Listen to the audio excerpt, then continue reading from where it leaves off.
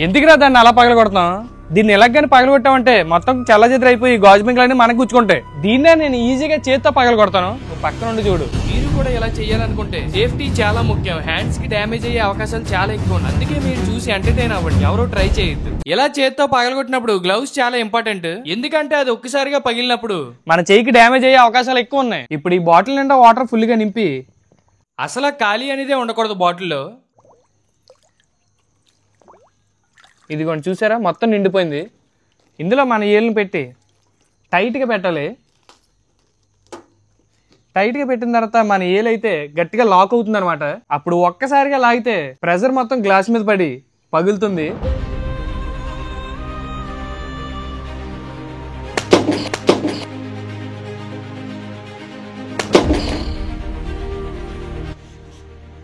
చూసారా ఇది ఎలా పగిలిందో? అంతే, గ్లౌజ్ ఇంపార్టెంట్, సేఫ్టీ ఇంపార్టెంట్ అని చెప్పింది. ఇది పైదాకా పగిలింది. అదే ఒకవేళ గ్లౌజ్ లేదంటే మన చెయ్యి కట్ అయిపోదును. ఈ గాజు బాటిల్ లైన్ గ్లాస్ అంటారు. ఇది గాజు సీసాలో జాడీలు తయారు చేయడానికి ఉపయోగిస్తారు. ఈ గాజు బాటిల్ ని రా మెటీరియల్స్ ఇసుక, సోడా, బూడిద, సున్నప్రాయితో తయారు చేస్తారు. నేను ట్రై చేస్తాను ఈసారి. ఇప్పుడే కదా ఒకటి పగలగొట్టాం. నేను ట్రై చేస్తాను. సరే, నీ ఆనందం నేను ఎందుకు కాదన్నారు. గ్లౌజ్ వేసుకో.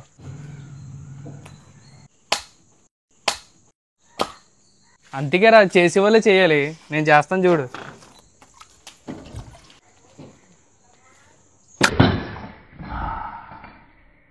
చూసావా ఎలా పగిలిందో? ఈ బాటిల్ ని మనం సరదా కోసం ఈజీగానే పగలగొడేస్తాం, గానీ అలా పగలగొట్టి పాడేయడం వల్ల చాలా ప్రమాదాలు జరుగుతాయి. మనకైతే కనబడుతుంది కాబట్టి జాగ్రత్త పడతాం. ఒక్కొక్కసారి మనకు కూడా గుచ్చుకుని ప్రమాదం జరగచ్చు. గ్లాస్ పగిలిందంటే ఎలా ప్యాక్ చేసి పాడండి. అదే క్లాత్ లో వేసి టేప్ చుట్టి పాడేశారంటే ఇంకా మంచిది. ఇలా ఎందుకు అంటున్నానంటే ఎన్నో మోగజీవులు ఆహారం కోసం చెత్త దగ్గరికే వస్తాయి. అప్పుడు వాటికి గుచ్చుకున్నాయంటే చాలా బాధపడతాయండి. నాది చిన్న రిక్వెస్ట్ అండి, మీరు ఎప్పుడైనా అనుకోకుండా పగలగొట్టినా, కావాలని పగలగొట్టినా ఇలా ప్యాక్ చేసి పాడేయండి. అప్పుడు ఎవరికి హాని జరగదు. నా వీడియో మీకు నచ్చినట్టయితే లైక్ అండ్ సబ్స్క్రైబ్ చేసుకోండి. తర్వాత వీడియోలో మళ్ళీ కలుద్దాం.